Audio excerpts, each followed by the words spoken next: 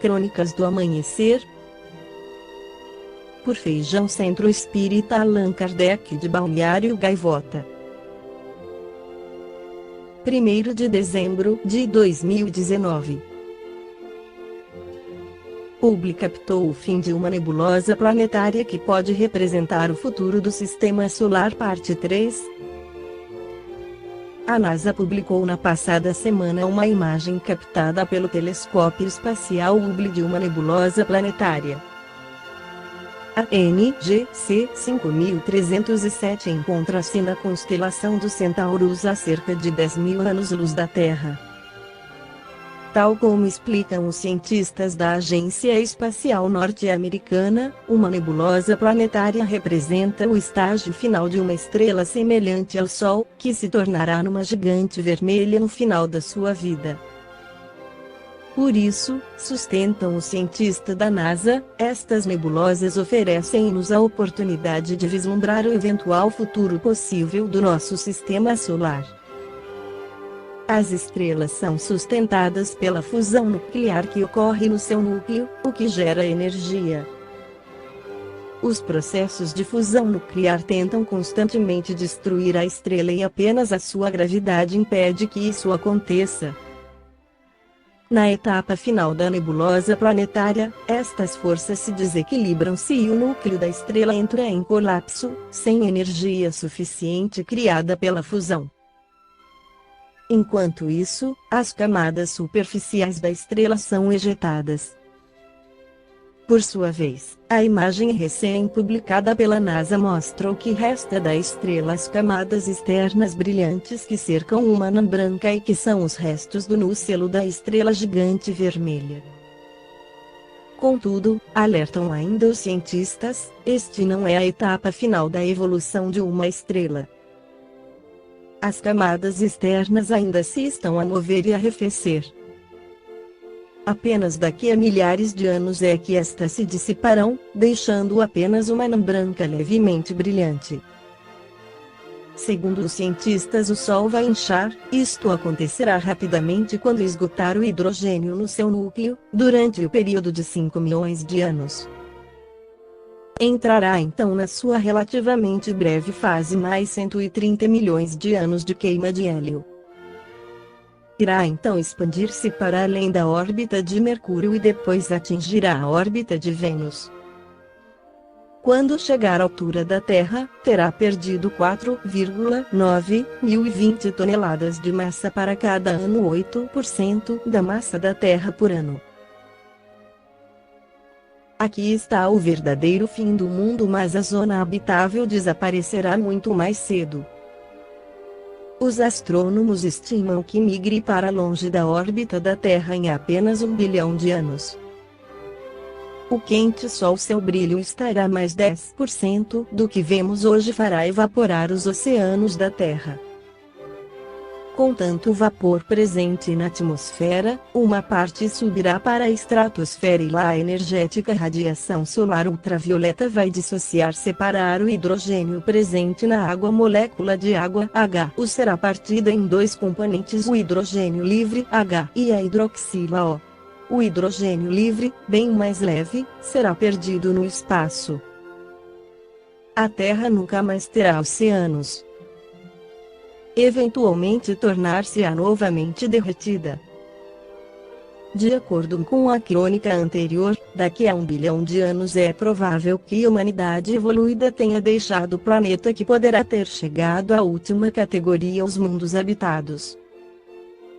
Depois de ser um mundo transitório na sua formação, a Terra foi evoluindo.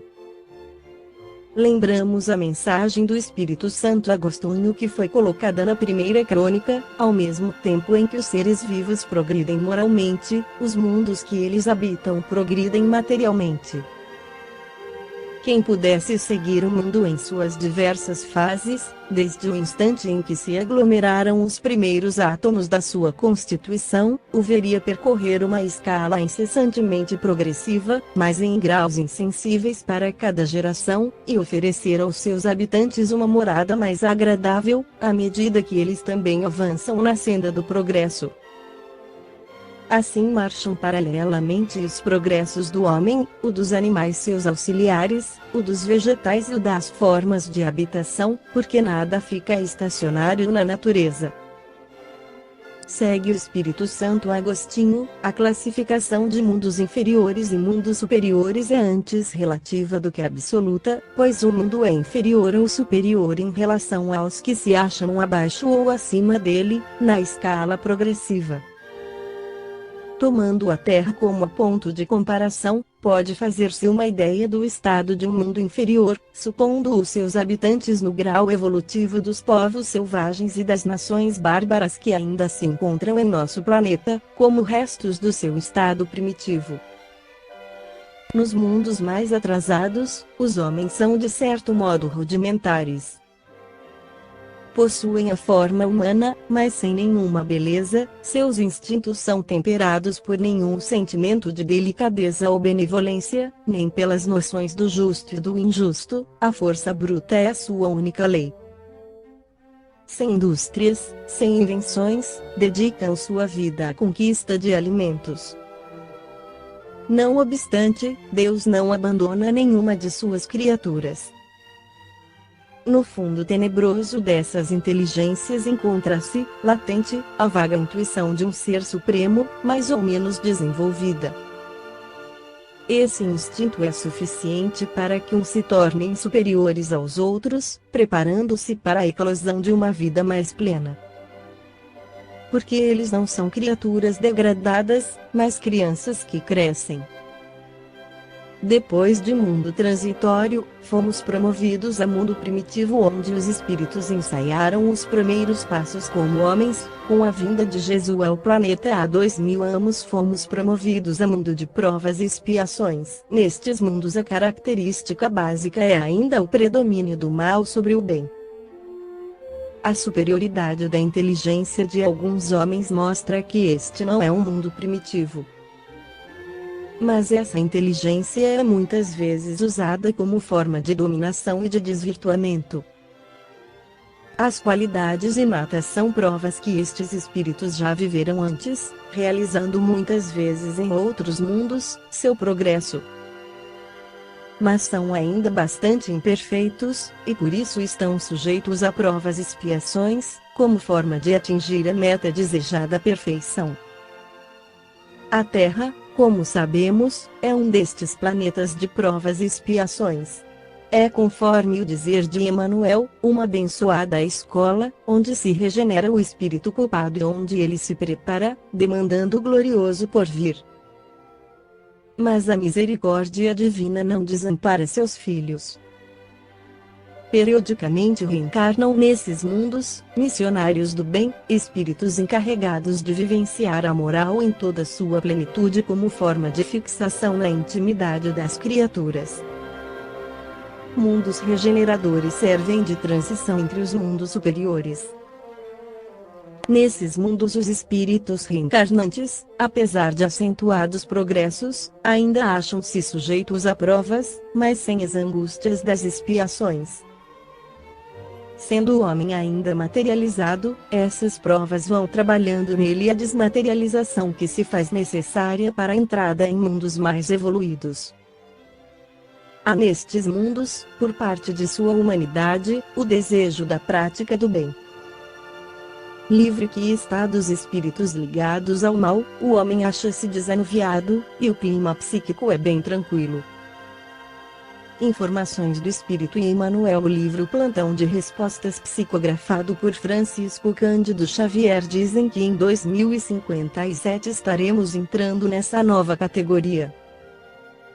Mundos superiores. Nesses mundos, as condições de vida moral e material são bem diversas às da Terra. O corpo não é material como o nosso. Uma dos vivendidos espíritos ali vinculados faz com que eles não estejam sujeitos nem às doenças, nem às deteriorações da matéria. A infância nestes mundos é menor ou quase nula, a vida é proporcionalmente mais longa, a morte já não causa medo, e a linguagem é feita pela transmissão do pensamento. O homem não procura elevar-se acima do homem, mas acima de si mesmo, aperfeiçoando-se.